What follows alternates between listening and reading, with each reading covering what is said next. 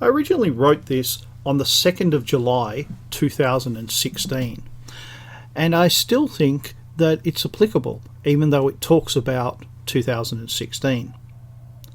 On Thursday at 1 a.m, I finished my last shift at the company I worked for, and I am now officially unemployed.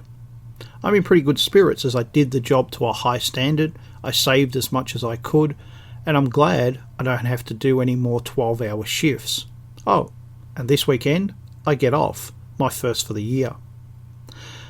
I have been exposed to a few different views of just how bad the world economy is. A few weeks ago, the owner of the company came in. We had a chat for about 10 minutes. He told me that he had no choice but to send our jobs overseas, as everyone else, meaning the other companies in the industry, had done it, and he couldn't compete.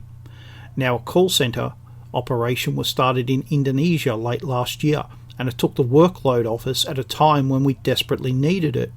But of course, the siren's call of cheap labour can only be held off for so long, I guess.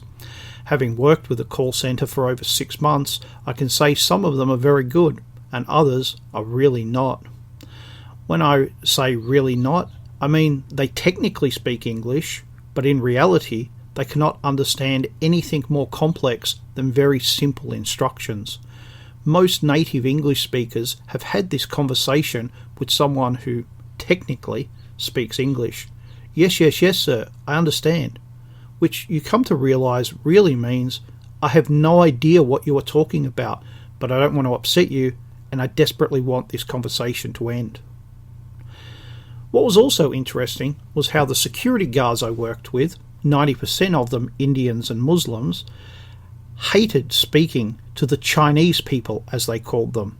They could not understand each other's accents. They couldn't provide instructions or information, and they showed very little initiative. So why am I unemployed and they aren't? Well, in that conversation with the owner of the company, he told me two things I didn't know. He told me that it cost about 1/5 to pay them than I was paid, and in Indonesia, that was a decent wage. He also told me that they could hire white people to work at the call centre in Asia. He said to me, I don't know how they do it. I guess the cost of living is so low they can live like kings. So now we're in a situation where white-collar office jobs are being exported to Asia so that whites can go there and work for good money, by Asian standards, but with no hope of being able to live a life of any standard back in their own country. Later that Thursday, I went to the bank. I took some money out, and before I left, I asked the bank teller if there was. The bank teller asked me if there was anything else I required. I said yes. I want to know what this payment is in my account.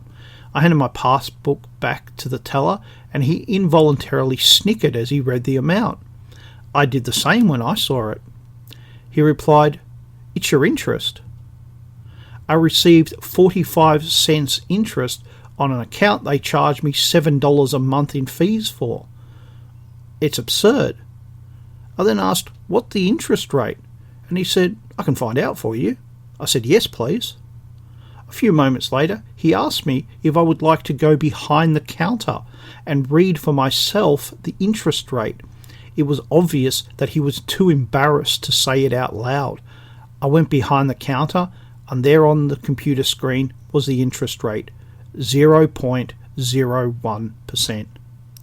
So now I'm in the bizarre situation where I'm paying the bank to look after my money.